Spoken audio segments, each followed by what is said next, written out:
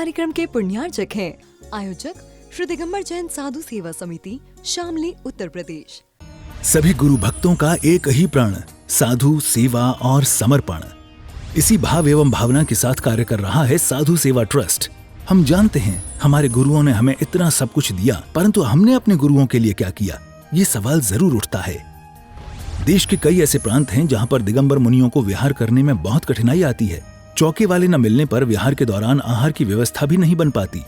कई गांव व शहर आज भी ऐसे हैं जहां साधु संतों के चातुर्मास नहीं हुए हैं। इन सब को देखते हुए श्री साधु सेवा ट्रस्ट का उदय हुआ, जिससे दिगंबर मुनियों के आहार, विहार, प्रवास आदि की व्यवस्था को सुचारू रूप से बनाया जा सके, जिसके माध्यम से हमारा समाज, धर्म, संस्कृति सब सुरक्षित रह सकते हैं। क्यों न हम भी अपनी चंचला लक्ष्मी का सदुपयोग करें एवं अपने सच्चे गुरुओं की रक्षार्थ हेतु आगे आएं। योजना: परम संरक्षक 1,11,111 रुपए, वरिष्ठ संरक्षक 51,151 रुपए, संरक्षक 31,131 रुपए, आजीवन सदस्य 21,121 रुपए, सदस्य 11,111 रुपए। खाता विवरण: account name VVSP Sadhu Seva trust, bank name HDFC bank limited, account number 50200073358170, IFSC code HDFC 0001273, trust PAN card AADTV 8567E, mail ID vvspsadhusevatrust@gmail.com।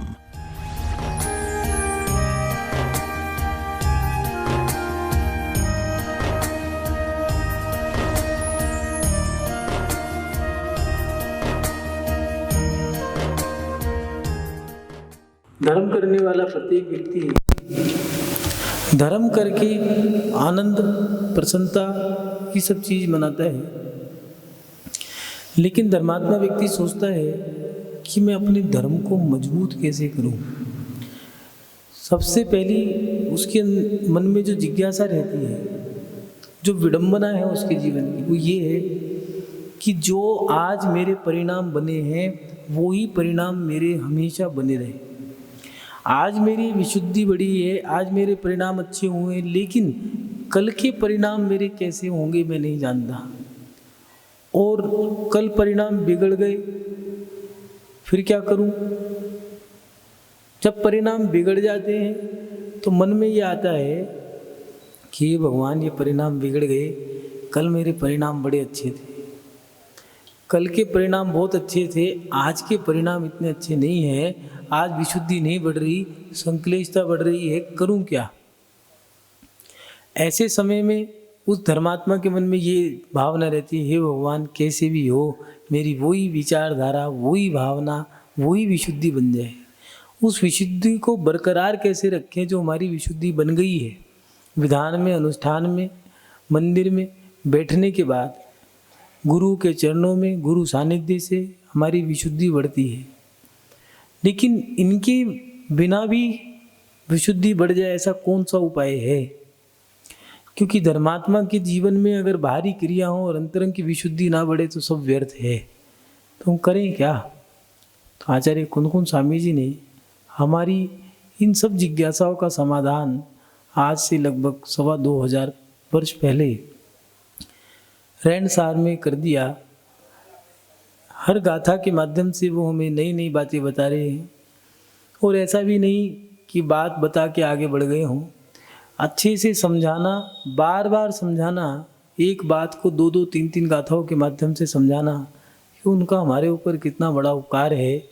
जैसे एक माँ अपने बच्चे को उंगली पकड़ करके चलाती है, लपाट के, डांट के, पुचकार के, कैसे भी करके उसको सही मार्ग पे लगा देती है। ऐसे ही आचार्य कुंदकुंद स्वामी जी बड़ी सरल गाथाओं के माध्यम से, और कभी कभार ऐसी क्लिष्ट शब्द भी दिए हैं, कटु शब्द भी दे दिए हैं कि वो जो अंतरंग को चुभ जाए, कांटे की तरह लग जाए। साधु को भी अंतर कह दिया, इससे बड़ा शब्द क्या होगा। लेकिन कहने का तात्पर्य क्या रहा कि भैया आप ये काम मत करो। जैसे माँ कहती है, बेटा इस दीपक में हाथ मत लगाना, उंगली लगा दी तो चिक जाएगी, जल जाएगा हाथ, प्यार से समझाया, गोदी में उठाया। उनने माँ को ही मारना शुरू कर दिया। उनने पिता को दे दिया कि तुम संभाल लो, क्या पता तुम्हारे संभालने से संभल जाए। वहाँ जा रहा है, वहाँ मत जाने देना, वहाँ क्या है, दीपक रखा है, हाथ लगा देगा जल जाएगा। पिता ने भी समझाया, दोनों के समझाने पे भी नहीं समझ रहा है तो ठीक है, छोड़ दिया, अब जल जाएगा तब देखेंगे। चला गया, उंगली लगाई दीपक से, जैसी लो में हाथ डाला, हाथ उंगली जल गई। अब चिल्ला रहा है, रो रहा है।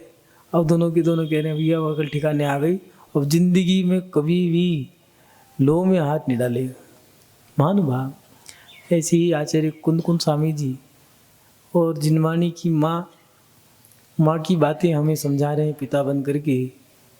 लेकिन अगर हम ना समझें तो क्या करें? फिर तो भैया वो कह रहे हैं तुम्हारे भव बर्बाद हो जाएंगे, जन्म बेकार हो जाएगा, तुम्हारा जीवन बर्बाद हो जाएगा।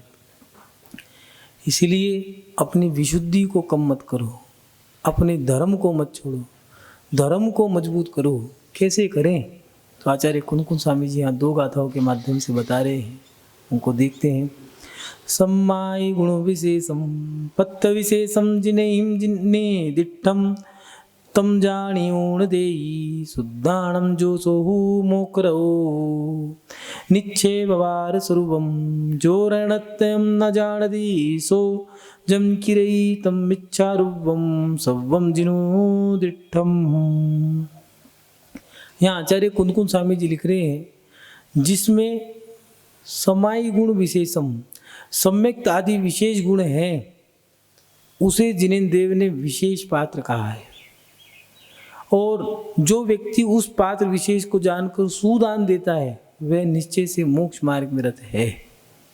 कितनी बड़ी बात कह दी है। लिख रहे हैं कि जिससे सम्यक दृष्टि विशेष गुण है, जिसमें ऐसा जीव जिसके अंदर सम्यक दर्शन के विशेष गुण हैं, वो व्यक्ति, विशेष गुण कौन से?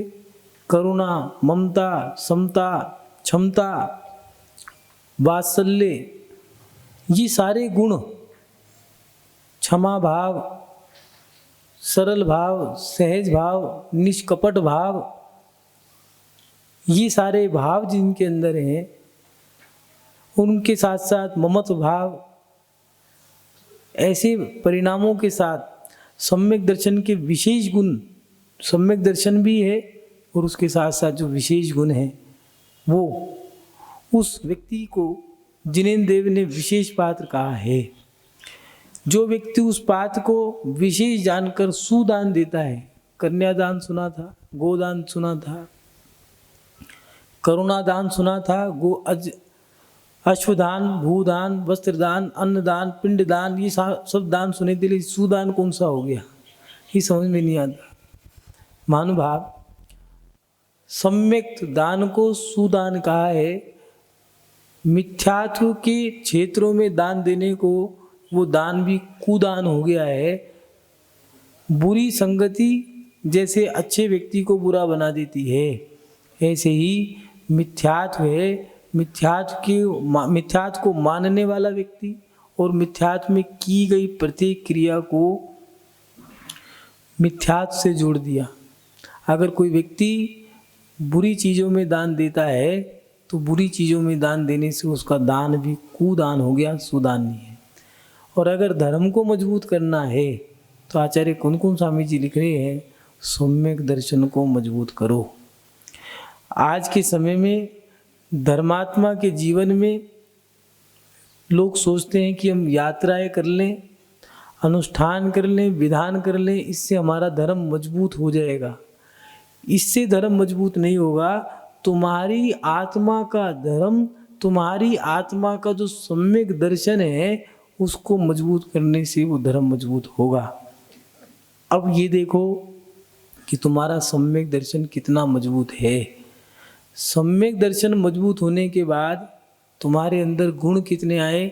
धर्मात्मा के अंदर क्षमा भाव हो, चाहे वो बेटी, बेटा, पत्नी, बहू, भाई, भाभी, माता, पिता, अड़ोस पड़ोस, कुटुंब, परिवार, कोई भी व्यक्ति हो, उन सबके प्रति क्षमा भाव, करुणा भाव, गरीब, पीड़ित जीव, ऐसा जो दलित है, ऐसे व्यक्ति को देख करके करुणा भाव, दया भाव जो उसके अंतरंग में आ जाए, और उसके साथ साथ ममत्व भाव, वात्सल्य, प्रत्येक व्यक्ति के प्रति वात्सल्य भाव हो।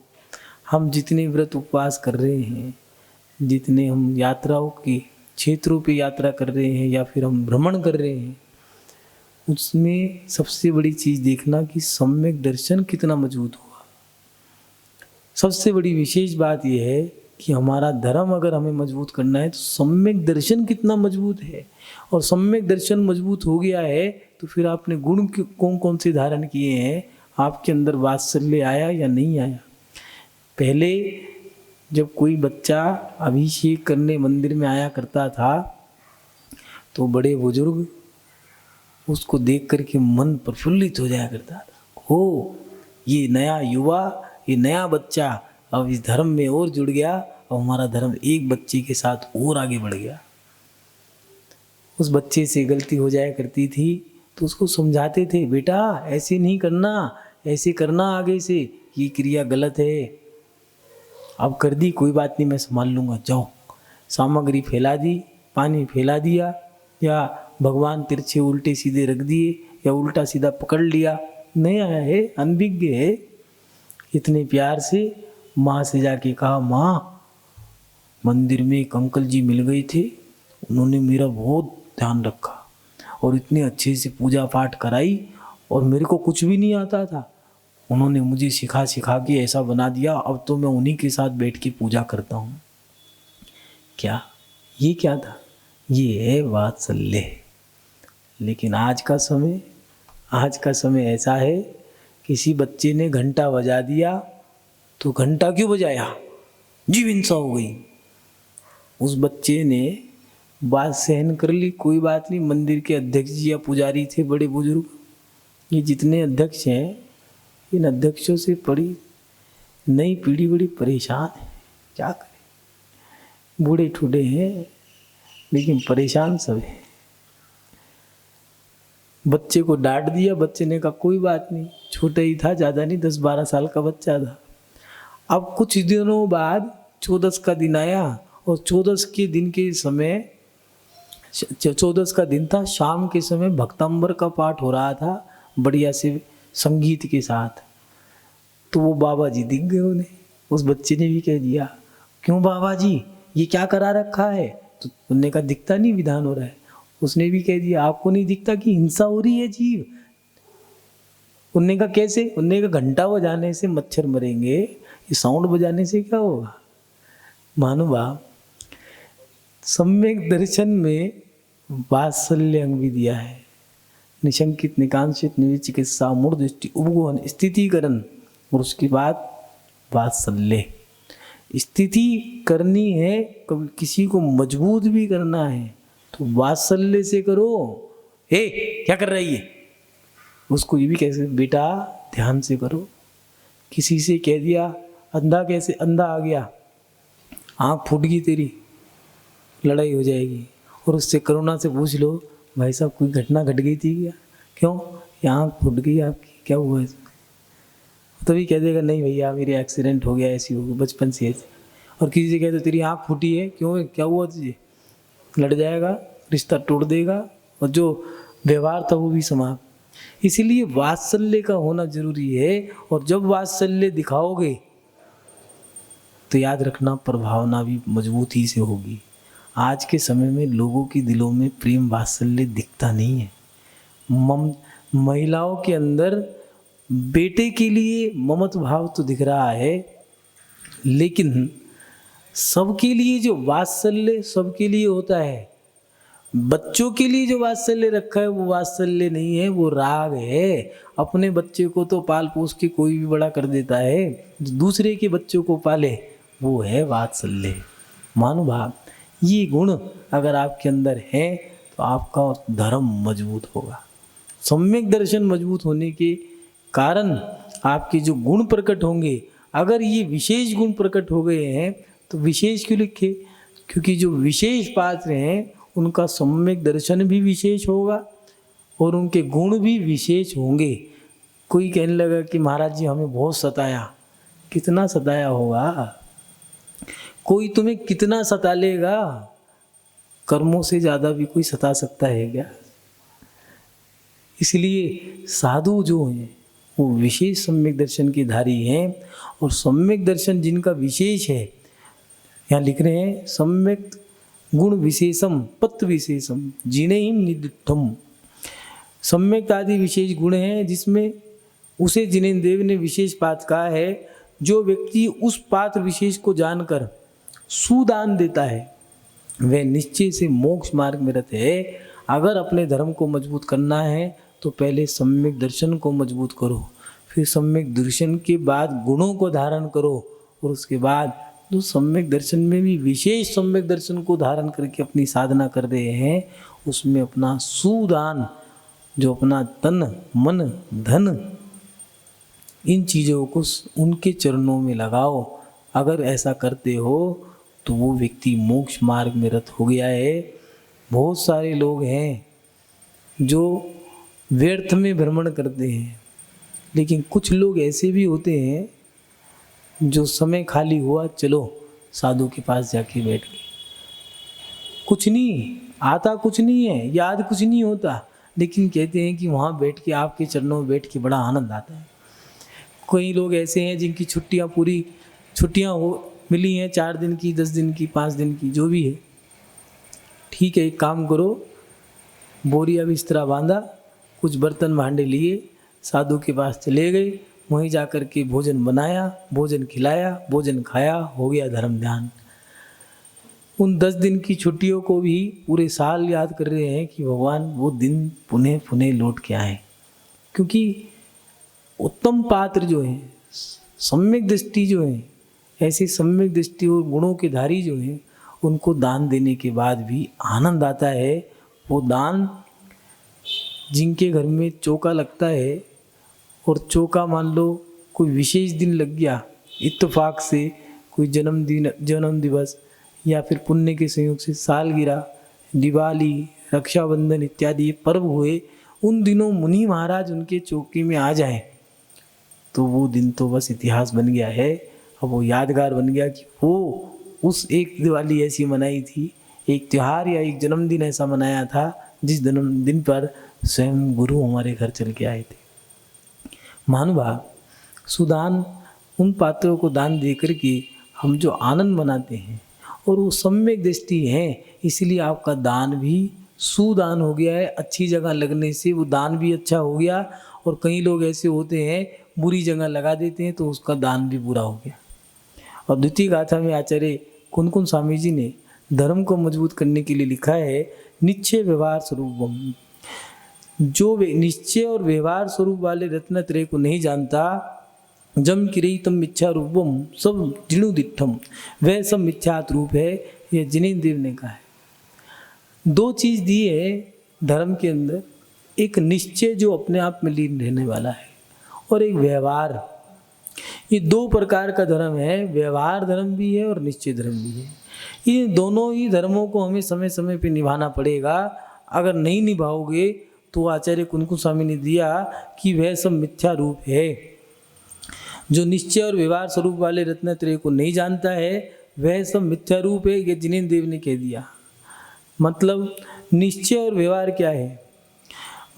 आचार्य कुनकुन स्वामी दे रहे हैं कि निश्चय और व्यवहार को भी समझो। आत्मा ही नहीं होती। आत्मा में जब तक हो तब तक आत्मा, और आत्मा से बाहर आ गए तो व्यवहार। बड़ा मुश्किल काम है।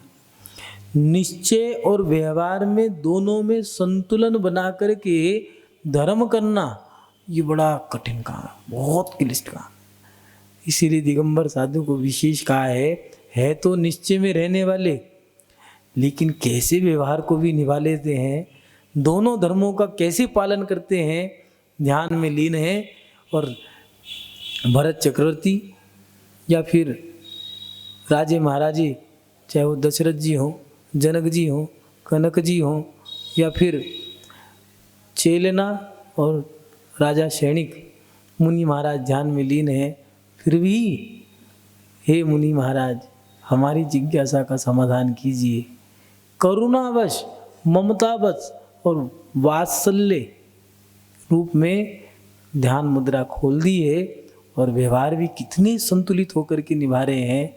हमारी इस जिज्ञासा का समाधान कीजिए। किस कारण से मुझे ये कष्ट हुआ? कोटि भट्ट और श्रीपाल, कि मुझे कुष्ठ रोग क्यों हुआ? क्यों मैं निंदा का पात्र बना? क्यों मुझे समुद्र तैरना पड़ा?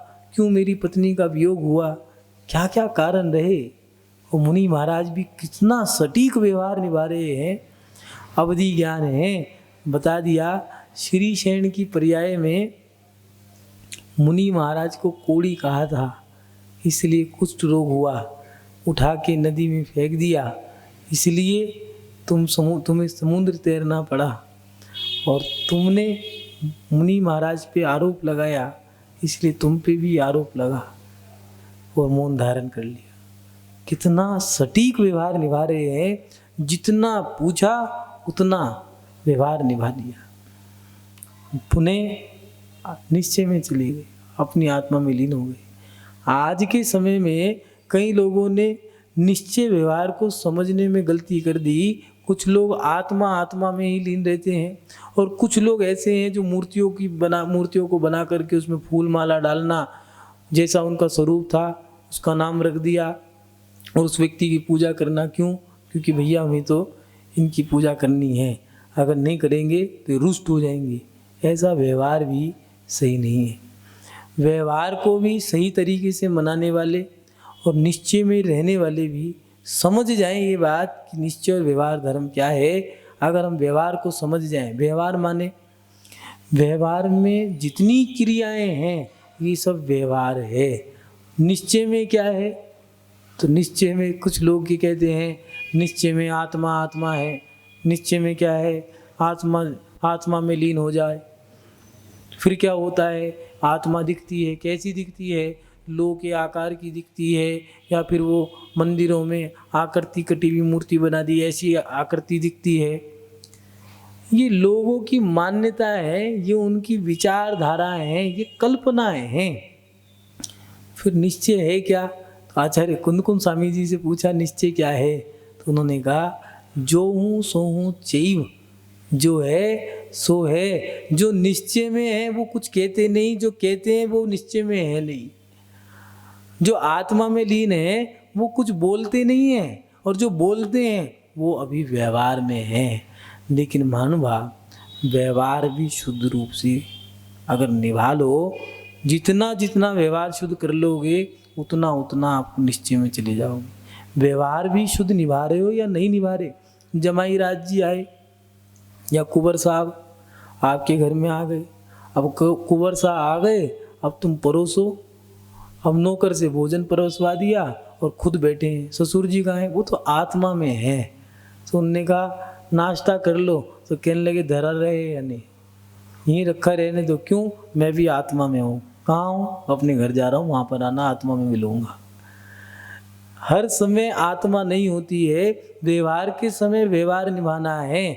जहाँ पर भगवान विराजमान है वहाँ पर आपको नमोस्तु करना है, साष्टांग आष्टांग नमस्कार करना है। आपको उनकी पूजा भी करनी है। व्रत उपवास किए हैं तो व्रत भी करना है, अगर उपवास किए तो उपवास भी करना है, पूजा भी करनी है। अब महाराज जी पूजा करें या नहीं करें, नहीं करनी चाहिए। नहीं करें तो एक काम करो, तुम बैठ जाओ, उपवास हम कर लेंगे, पूजा भी हम ही कर लेंगे। हाँ, क्या करें? उपवास किया है तो उपवास के समय पूजा भी करना है, आपको धर्म भी करना है और कर्म भी करना है। 6 आवश्यक क्रियाएं भी पूरी करनी है, सटीक, एक भी नहीं छोड़नी। अब महाराज जी ये तो गलत है। क्यों भैया? उपवास किसी ने तुम्हें गला पकड़ के कहा है क्या? उपवास ही करना है? कोई तुमसे कोई शर्त रख दी है क्या? 6 आवश्यक क्रिया का पालन कर सको और सामर्थ्य है उसके बाद भी, तो आप उपवास कर सकते हो।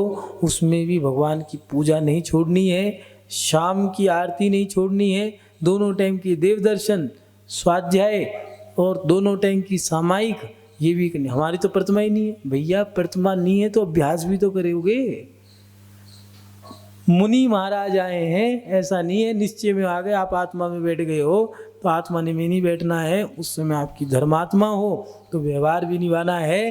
तो व्यवहार के लिए मुनि महाराज आए हैं तो चौका भी लगाना है, पड़गान भी करना है।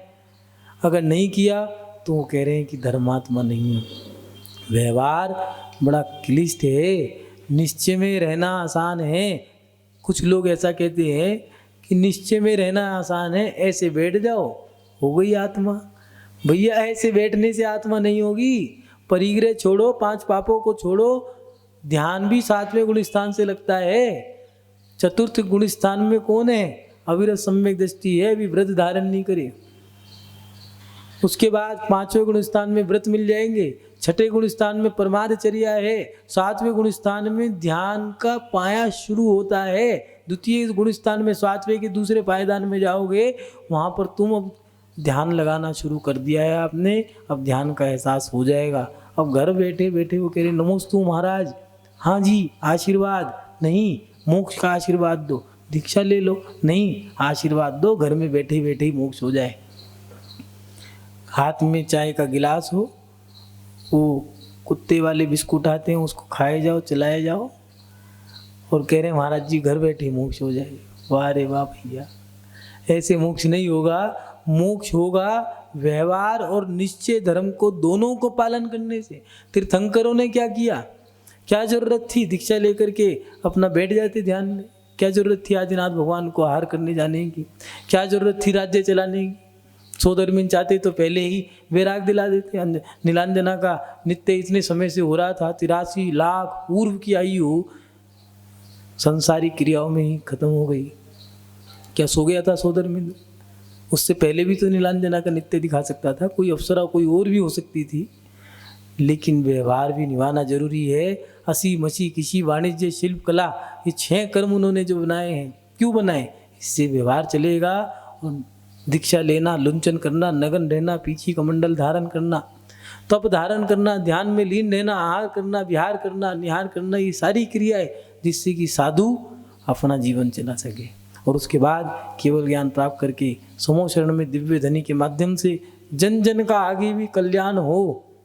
और उसके साथ साथ मोक्ष चले गए कि हमारा लक्ष्य क्या है? व्यवहार को निभाते हुए निश्चय में जाना और निश्चय में जाकर के शाश्वत अवस्था को प्राप्त करना, ये हमारा धर्म है। इस कार्यक्रम के पुण्यार्चक थे आयोजक श्री दिगंबर जैन साधु सेवा समिति, शामली, उत्तर प्रदेश।